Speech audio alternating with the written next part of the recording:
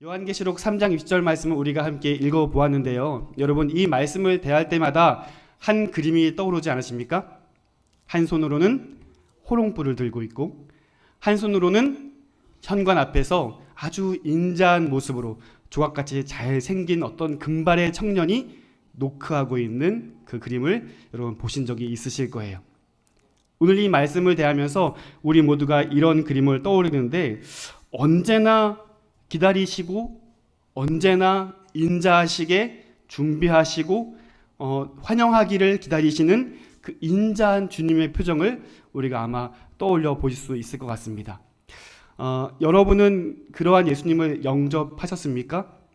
여러분은 그러한 인자하신 주님, 사랑이 풍성하신 주님을 마음으로 믿어 영접하셨습니까? 모셔드리셨습니까? 그렇다면 그 예수님을 영접했다는 것을 여러분은 어떻게 확신할 수 있으세요?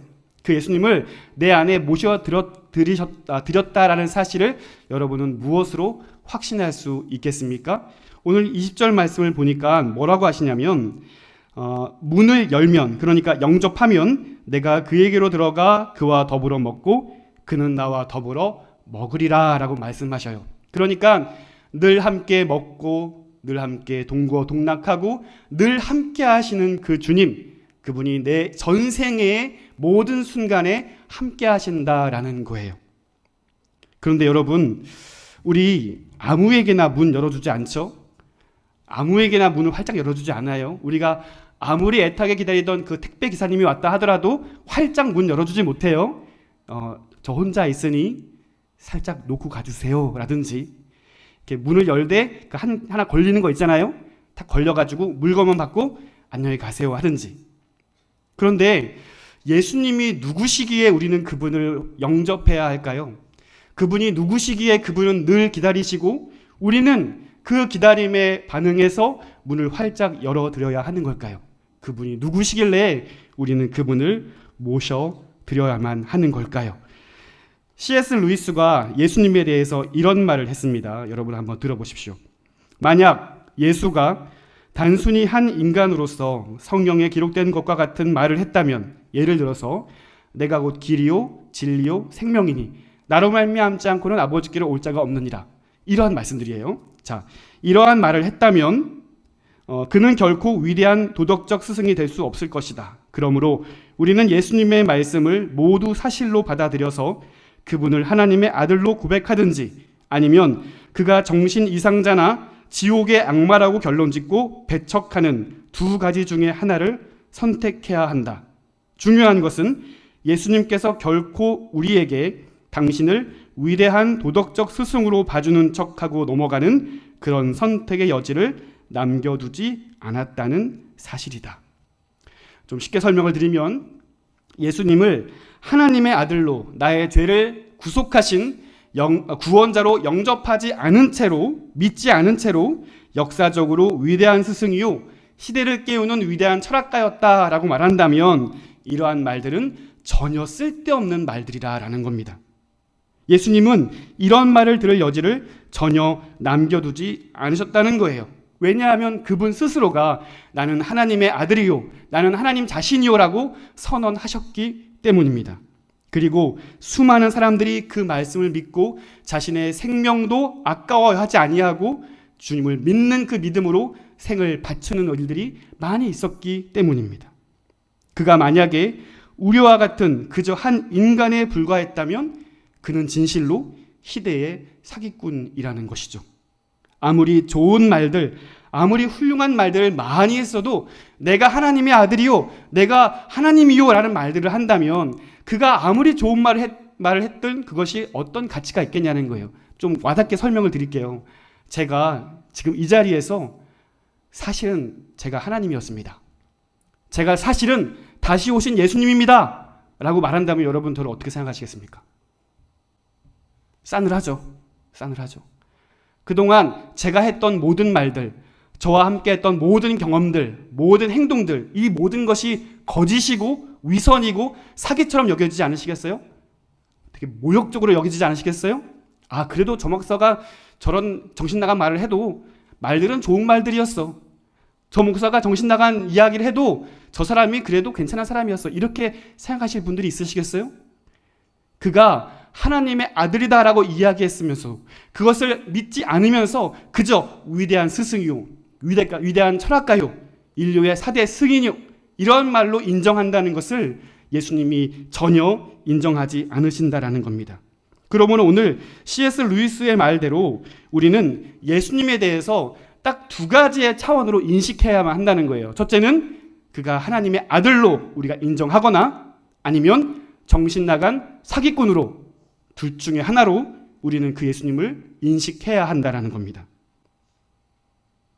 오늘 이 순간에 여러분은 둘 중에 하나를 선택해야 합니다.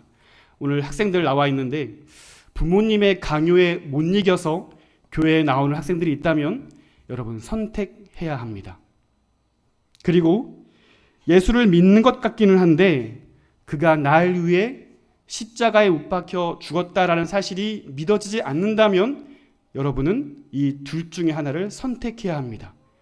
혹은 여러분이 교회를 오래 다녀서 이미 직분을 받았음에도 불구하고 내 삶이 하나님의 영광을 위한 삶이 아니라 여전히 나만의 영광을 위한 삶을 살아갈 수밖에 없다면 그들도 오늘 결정해야 합니다. 왜냐하면 예수님께서 회색지대를 남겨두지 않으셨기 때문입니다. 까맣든지 하얗든지 차갑든지 뜨겁든지 우리는 결정해야 합니다. 오늘 본문으로 다시 돌아가 볼게요. 요한계시록 3장 20절 말씀을 대하시면서 우리는 늘 인자하신 예수님을 떠올릴 때가 많이 있습니다. 왜냐하면 그런 그림이 그려 있기 때문이에요. 그러나 오늘 요한계시록 3장 20절의 말씀은 사랑의 말씀이라기보다는 인자한 예수님의 사랑을 표현한 말씀이라기보다는 그것은 비난의 말씀이고 교회를 향한 안타까운 예수님의 질책임을 우리는 분명히 알 수 있습니다. 오늘 본문 14절부터 20절까지 말씀을 우리 한번 읽어보실 텐데요. 한 절씩 교독하여 읽겠습니다. 14절부터 20절까지 말씀 저와 여러분 한 절씩 교독하겠습니다. 제가 먼저 14절 말씀을 읽겠습니다. 라오디게아 교회의 사자에게 편지하라. 아멘이시오. 충성되고 참된 증인이시오. 하나님의 창조의 근본이신 이가 이르시되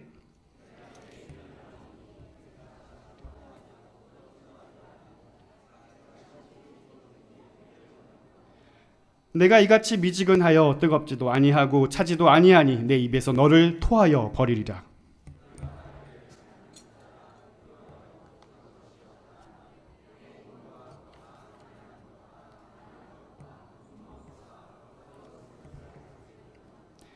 내가 너를 권하노니 내게서 불로 연단한 금을 사서 부요하게 하고 흰옷을 사서 입어 벌거벗은 수치를 보이지 않게 하고 안약을 사서 눈에 발라보게 하라.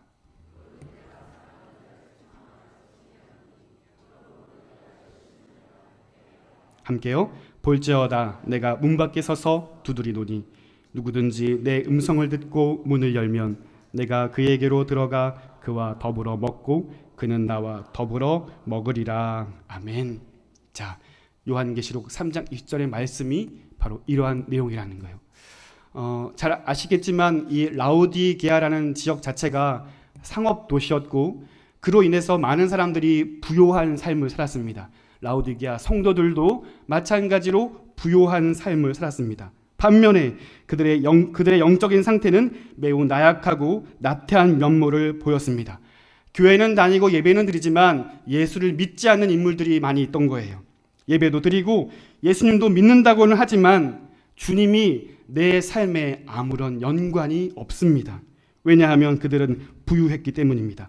17절 말씀을 보면 나는 부자라 부요하여 부족한 것이 없다 하나 내 곤고한 것과 가련한 것과 가난한 것과 눈먼 것과 벌거벗은 것을 알지 못하는도다. 우리가 실제로 지갑에 돈이 많이 있을 때 상당히 자신이 있어집니다. 우리 직장인들은 월급날이 그럴 것이고 개회원들은 갯날이 그럴 것이고 우리 학생들은 명절날이 아마 그럴 것입니다. 그동안 내가 사고 싶었던 것들, 내가 하고 싶었던 것들, 또 누구를 만나든 두렵지 않고 자신이 있습니다.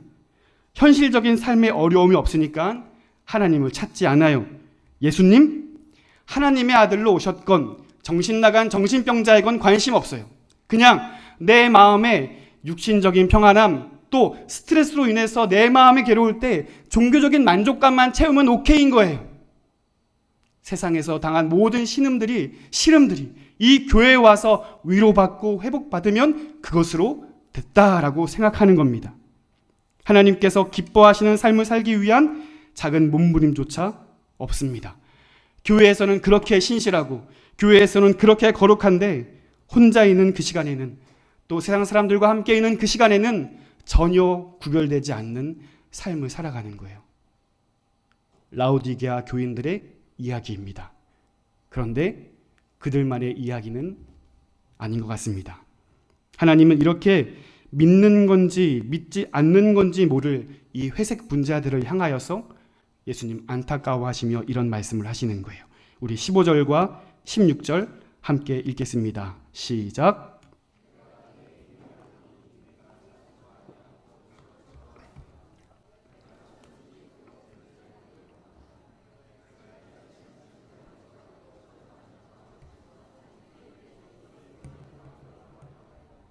아멘. 하나님의 계획이고 하나님의 사랑이고 다 필요 없고 자기의 만족과 유익을 위하여 살아가는 그리스도인들.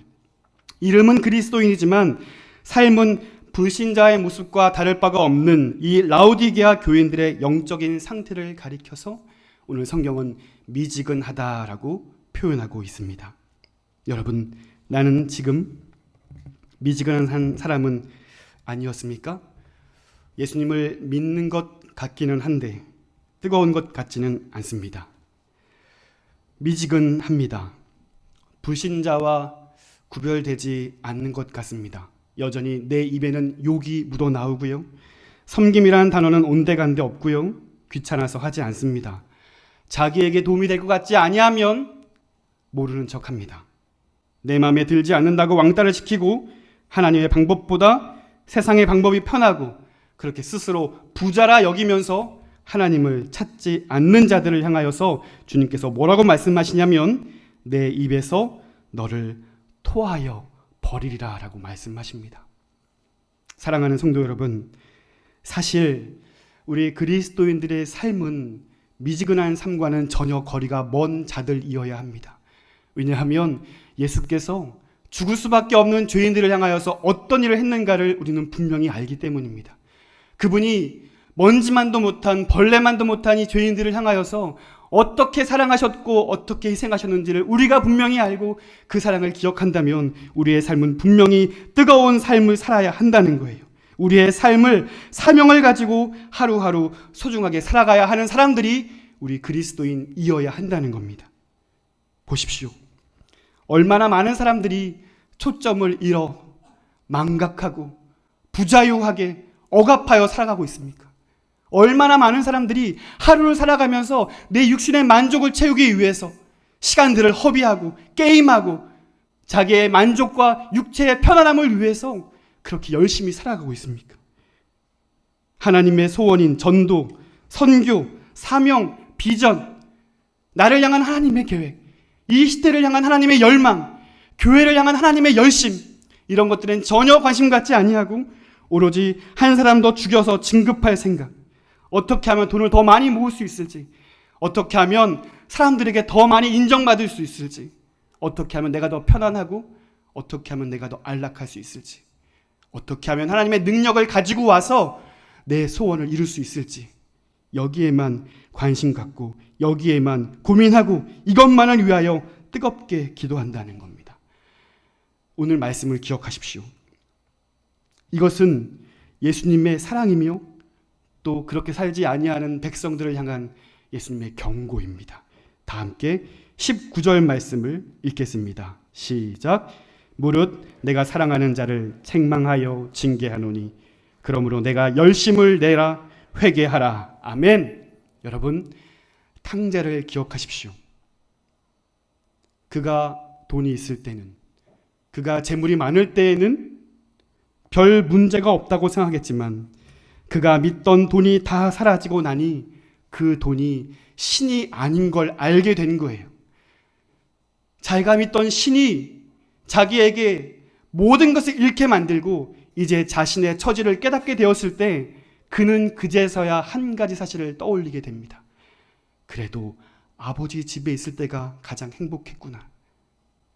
내가 면목이 없으니 아버지 집에 종이라도 돼야 되겠다. 그렇게 결심하고 아버지께로 돌이키는 것, 그 발걸음을 돌이켜 아버지께로 나아가는 것, 여러분 그것이 바로 회개임을 믿으시기를 바라요. 그리고 그 회개의 길에 서서 그 회개의 길로 달려나아갈 때에 그의 아버지가 두 팔을 벌려 그를 환영했던 것을 우리는 분명히 기억합니다. 내가 죄인임을 인정하고 회개할 때 여러분 비로소 굳게 닫힌 우리의 문이 열리는 거예요. 그제서야 예수께서 우리에게 들어오시는 거예요.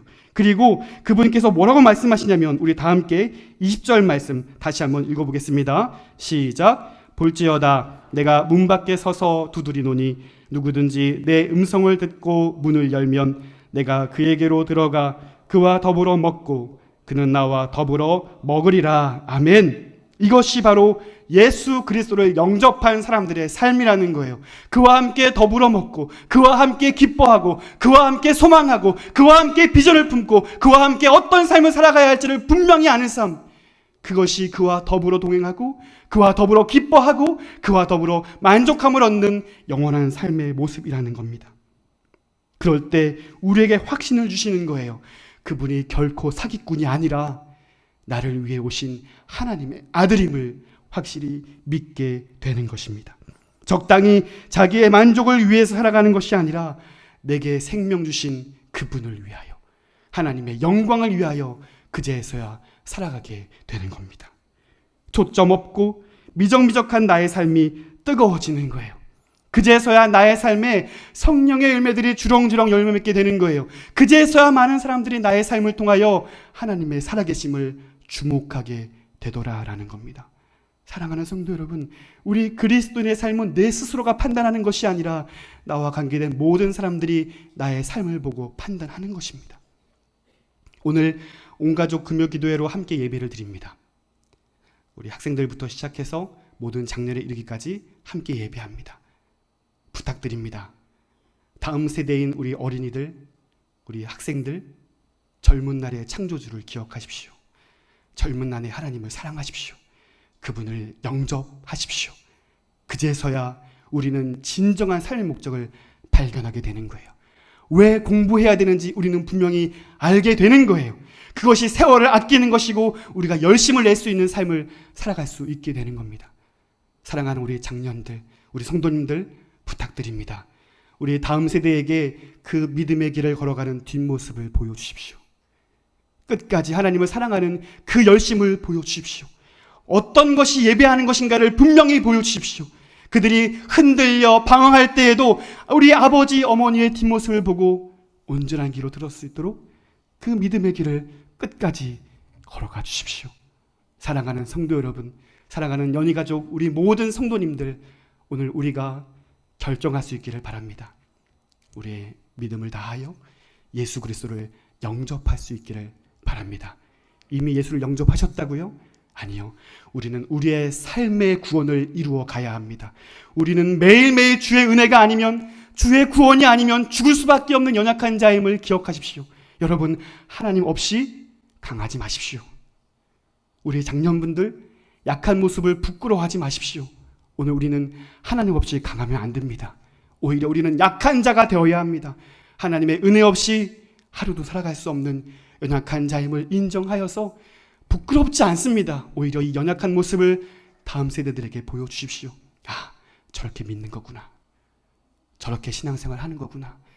저렇게 하나님 예배하는 것이구나. 그 예배의 모습을 보여주십시오. 사랑하는 우리 어린이들, 다음 세대 모든 여러분들, 그렇게 우리의 부모님들, 우리의 성도님들, 우리의 어른들을 본받아 살아갈 수 있기를 바랍니다. 그래서 우리가 드리는 이 예배가 하나님께서 진실로 기뻐하는 예배가 되었으면 좋겠어요. 하나님께서 우리를 주목하시고 이 안에서 하나님께서 이루어 가실 그 놀라운 하나님의 비전의 사람, 시대를 바꿔 나아갈, 시대를 깨울 위대한 하나님의 사명자, 그 놀랍게 쓰임받는 한 사람이 우리 연희교회 예배자들을 통하여 온전히 일어날 수 있게 되기를 주님의 이름으로 축원드립니다.